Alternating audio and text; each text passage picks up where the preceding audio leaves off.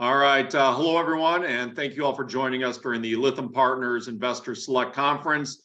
My name is Robert Bloom, Managing Partner of Lytham Partners, and during this fireside chat, we welcome Arianne Phosphate, ticker symbol of DAN on the TSX-V and DRRSF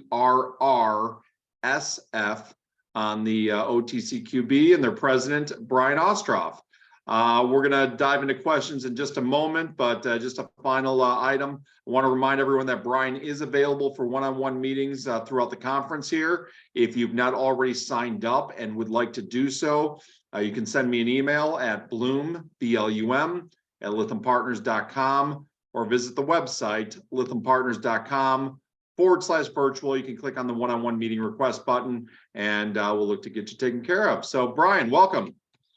Thank you. Thank you for having me. It's been a little while. It's great to see you. Absolutely.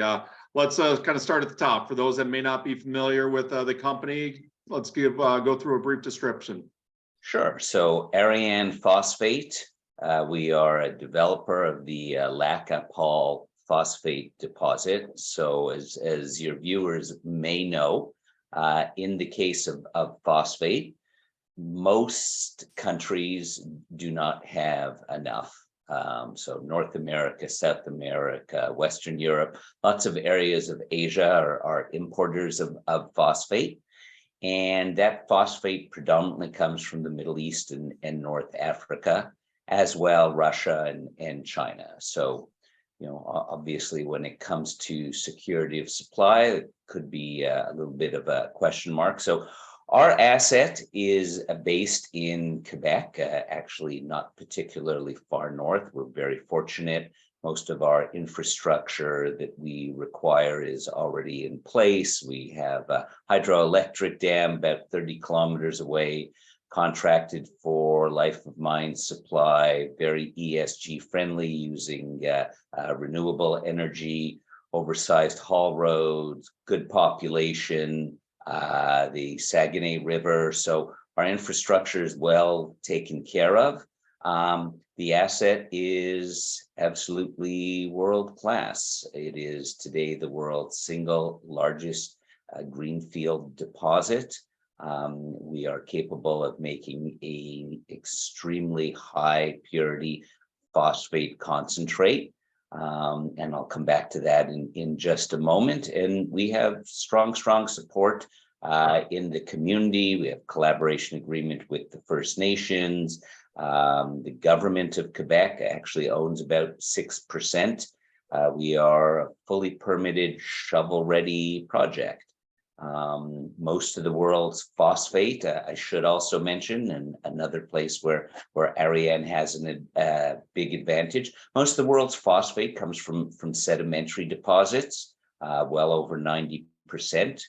They are challenged because they have radioactive elements and heavy metals, and at the end of the day, obviously not ideal, but we do need phosphate. No phosphate means no fertilizer, means no food. Arianne does have an igneous deposit, so these are rare. There's maybe a dozen in the world. They don't have the same challenges with these deleterious elements. And at the end of the day, again, Arianne, no challenges with radioactive elements or heavy metals. So, you know, quickly in summary, what is Arianne? Arianne's the world's largest. Arianne is the world's purest. Arianne is arguably the world's safest. We are fully permitted and shovel ready.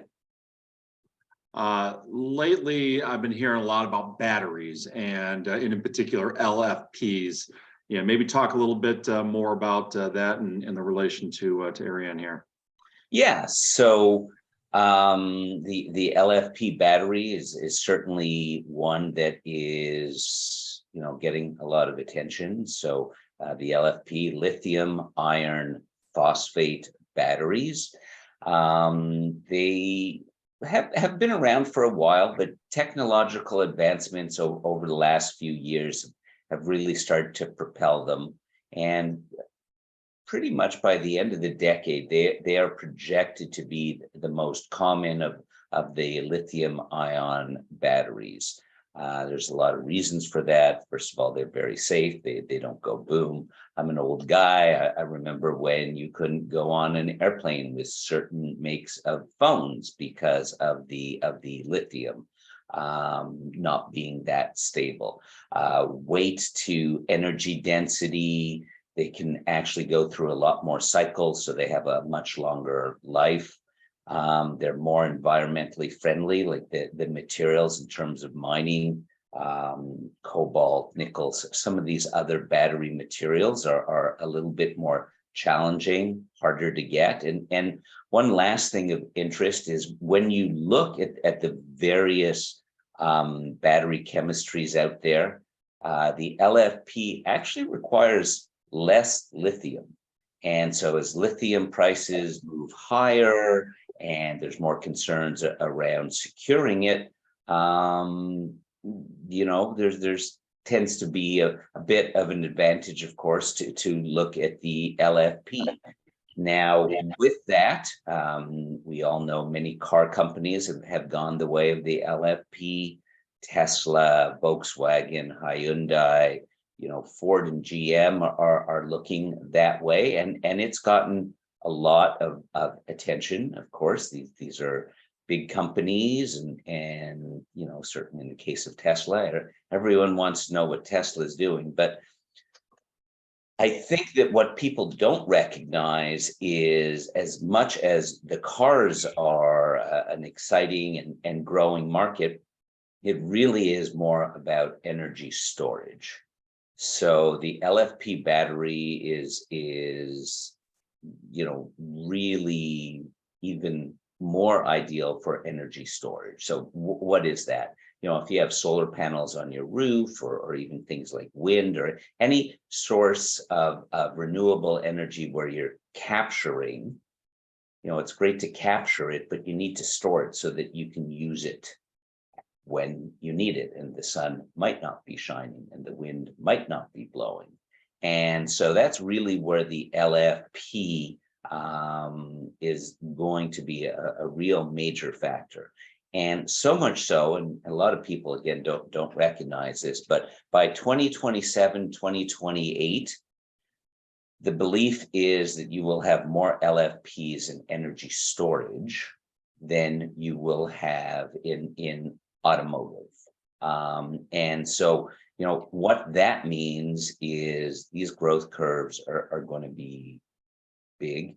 I know there's a lot of talk, and I think that we will meet or surpass what people's assumptions are in terms of the growth of that market. But, I think that what is important to understand is phosphate, just in and of itself, demand grows every single year, roughly 1.5% to 2% a year. And that was before the battery. And so now you start to look at these, battery demands and what that might mean. And you can easily see a doubling, a tripling, possibly even a quadrupling of annual demand for phosphate. And so, as everyone understands, 2% on 2% on 2% a few years out is nice growth. But if all of a sudden you're looking at 5% on 5% on 5% going out a few years, that is a big deal. And so at the end of the day, people recognize things like lithium, like cobalt, like nickel, like graphite, and they recognize them as a critical material. But I don't think people have yet come to the realization that phosphate is every bit the critical material. And if you're going to have batteries, you're going to need phosphate. So you sort of expand. I mean, I think it's pretty obvious what this means for Arianne, but in relation to what you've done sort of historically, or what you've sort of thought about historically as it relates to food supply and things of that nature, does this mean that there's sort of a pivot taking place, or kind of expand on that if you could? Yeah. Okay. So, first and foremost, what does all of this mean for Arianne? And first and foremost, the world is short phosphate, period. And we need more because demand grows, and Arianne has it. And, again, within the battery sphere, not just any phosphate is going to do. As I talked about earlier, there are different types of phosphate deposits. All of them are different. They are challenging. And if you're going to approach the battery market, for example, you need a very pure phosphate to make a pure phosphoric acid. And the less pure that phosphate is, the more you're reliant on the technology of being able to filter and purify that phosphoric acid. And so our phosphate works extremely well. And in fact, about 6-7 months ago, we did release some news. And we have confirmed, we've done a bunch of tests. We've worked with some battery companies, and Arianne's phosphate absolutely will work in the batteries. So, your question, what does that mean for Arianne? And is the company pivoting? It's funny you should ask that, because I'm asked that quite a bit. And in fact, some people have even kind of seen it as a bit of a knock against the company. Oh, they're pivoting. Oh, they're pivoting. And, I actually appreciate the question, because I think people need to understand that is a big misconception. So, people look at Arianne, they say, oh, they're just a fertilizer company. They're not a battery company. Oh, now they're going after the battery world, but they're a fert guy. And nothing has changed for us. We are developing a phosphate mine. We are a phosphate company. That hasn't changed. It's not going to change. We are a phosphate company. What has changed is that the use for phosphate has expanded, and in particular, our phosphate. So I'd almost argue that it's not Arianne that's pivoted, it's the industry that has pivoted. There are more uses. And the example that I would give is, let's say I'm a platinum miner, and my platinum is being used by GM in their catalytic converters. One day, Tiffany's calls me because they want to put out a line of platinum jewelry. Well, have I pivoted? Have I changed? Is the company any different? No, it's just a wider spectrum of potential customers. So, at the end of the day, what has changed is my potential consumer base. But we are still just a maker, developer of a phosphate mine. And the guys who deal with us, our consumers, our off-takers, our partners, they're going to use that phosphate for what they want to use it for. It just so happens that batteries now are becoming an important driver. And we now are talking with battery companies as well as fertilizer companies. Got it. Okay, that's helpful. Thank you. Let's sort of transition a little bit. There's been a lot of talk from governments recently regarding the pursuit of legislation to secure critical materials. Maybe sort of just expand on those sort of talks and discussions that are taking place out there. Yeah. So look, one of the things that really started with COVID is we've come to realize that maybe our supply chains aren't quite as robust and secure as maybe we had thought. And this has become a big deal. There are a lot of people that believe, for example, half of the inflation problem has really been around logistics and supply chains. And so, it has caused a big think, I think, amongst companies and governments and reassessing, everyone looking at their supply chains. And unfortunately, what we've also seen is from a geopolitical point of view, things have become a lot more strained. I mean, over the last few years, the world's become little bit more dangerous. We see what's going on in Ukraine. There are greater concerns maybe with regards to China. And in talking about China, a lot of conversation happens around the critical materials, the battery materials. And, China has access to, and they've spent a couple of decades building those supply chains, exploiting their resources, and they are dominant in some of these materials. Now, when it comes to the LFP, China is about 90% of the LFP market right now. So, you want to talk cars, and Tesla's dominant, and Volkswagen and Ford. Yeah, they are the major players in the automotive market, but they are reliant on Chinese LFP batteries. And so I think given the heightened tensions and that Western governments, have really chosen to focus on it and see what can be done to address that. So in the United States, the Biden administration, there has been a lot of conversation around their Inflation Reduction Act, the IRA. And in the IRA, it has provided for significant financial incentives for electric vehicles, batteries, provided that those materials are made in the US, and that they are made from materials that come from either the United States or friendly countries with the United States, countries that have free trade agreement, etc. And it is a fair amount of money that's being thrown at that space. But there's also, and not talked about as much, as the Defense Production Act, DPA, in particular Title III.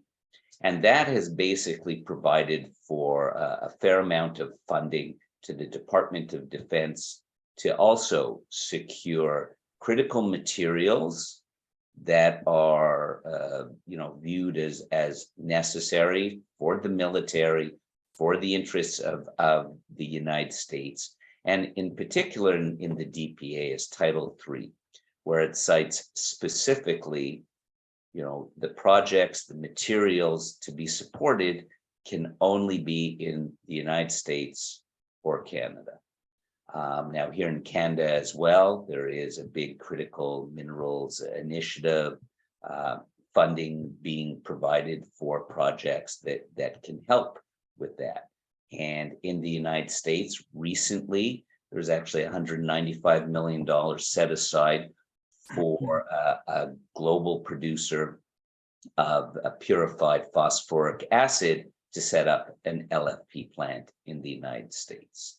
So, we are definitely seeing, the government's getting involved to help spur activity, to help secure these supplies of necessary ingredients. And look, phosphate, it's important because without phosphate, you're not going to eat.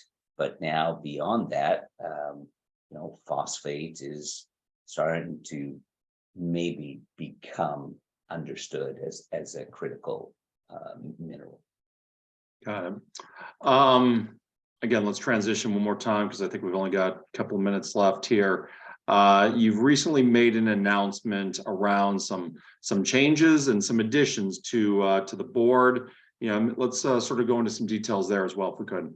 Yeah, something that I'm very excited about. I think investors should be excited about it as well. So first, we've moved Marco Gagnon to chairman of the board of Arianne. So I've known Marco for a long time. For some of the people who are in attendance here today, they might know my background. I was an early partner at a mining fund that focused on small caps, And so I've known Marco from his days over at Adventure Gold. So Marco is really a great guy. He's a geologist. He's well known. He has a good following. He started his career with large mining companies, but really gravitated more towards the smaller companies where he could really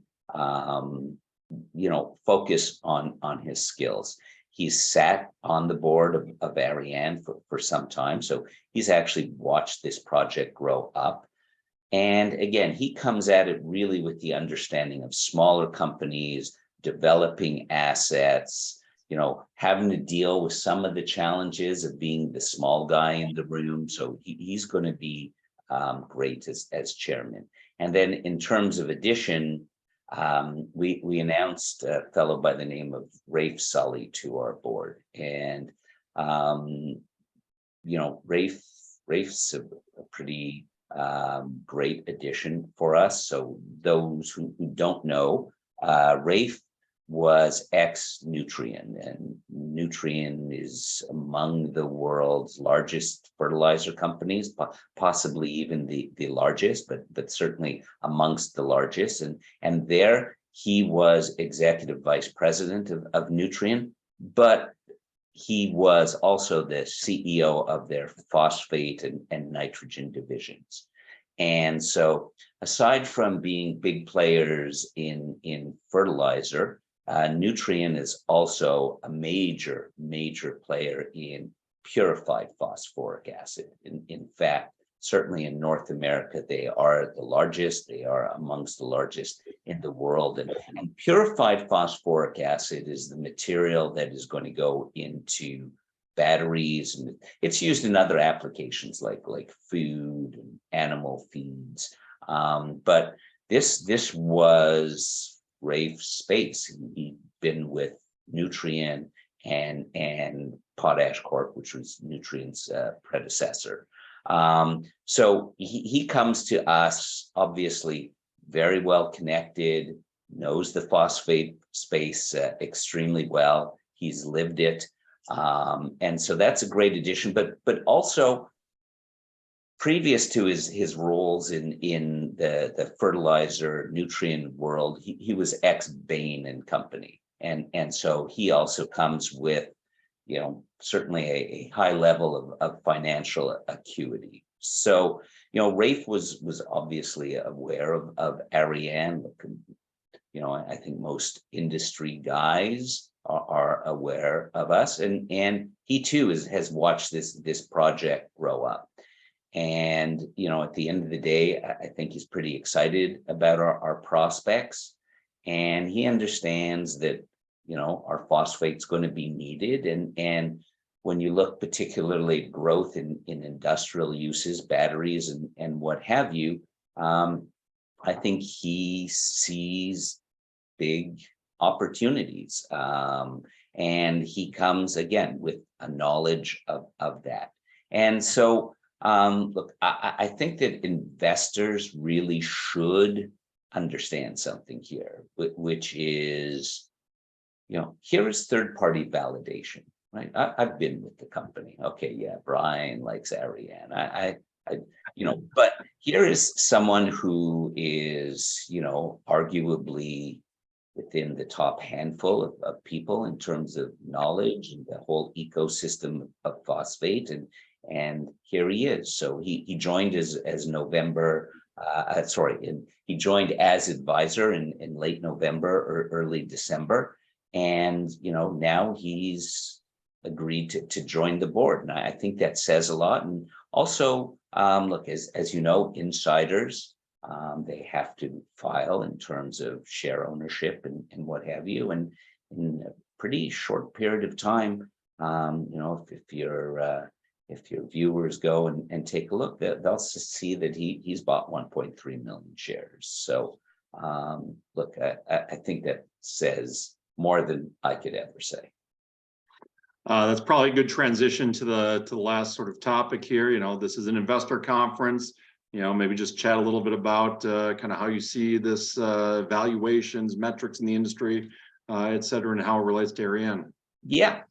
So look, here's a big shocker. I don't think you'll find too many managements that don't think their stock is unjustifiably cheap. But you know what? I think our stock is just ridiculously cheap in terms of valuation.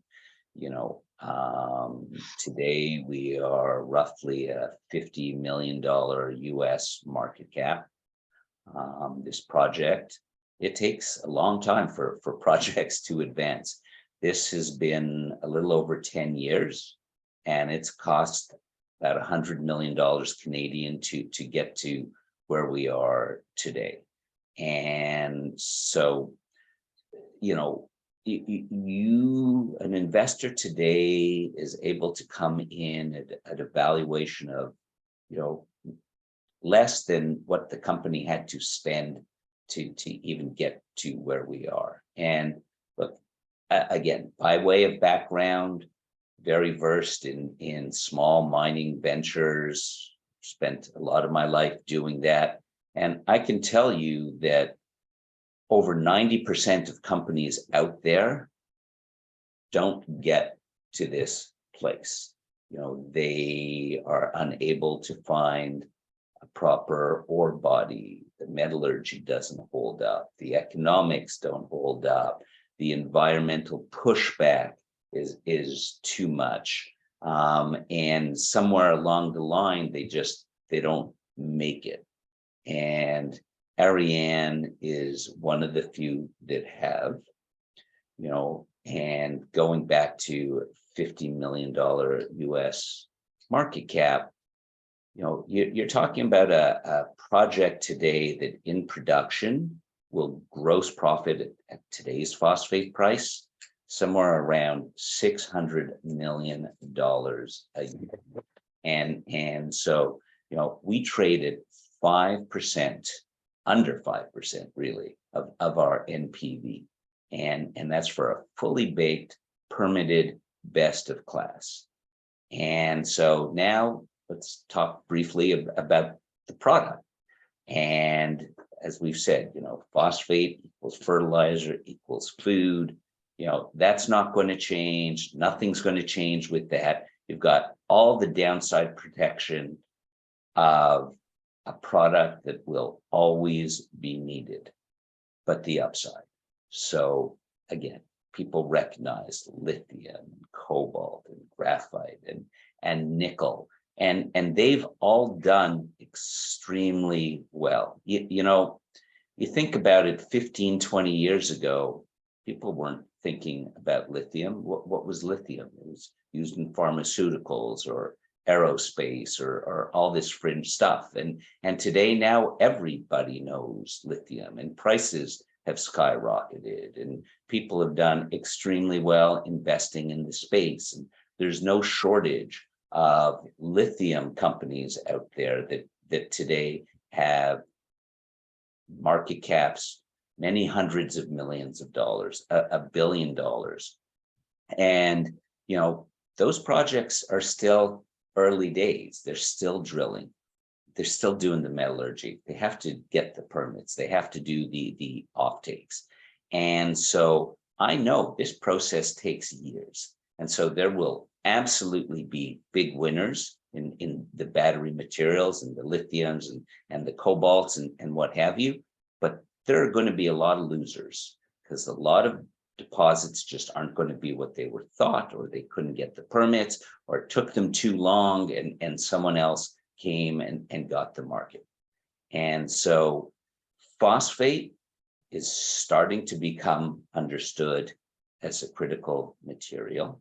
And as that happens, I think the very few phosphate companies that are out there are going to get a re-rating. Again, we're a $50 million market cap with permits and vision, straight line to $600 million a year in gross profits. And there are companies out there in other battery materials that have billion-dollar market caps that are 10 years behind us.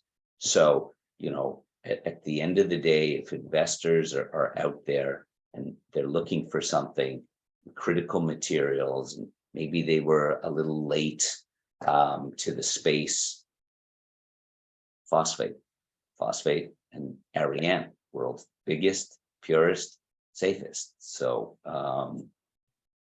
put me in the corner of managements that believe that their stock is a little undervalued. Perfect, Brian. Let's we'll leave it right there. I think you may be the only one. There may be one or two others. Thank you so much for the time today. Greatly appreciate it. If anyone else out there has not already signed up for a one-on-one meeting, would like to do so, again, reach out to me, Bloom, BLUM at lythampartners.com.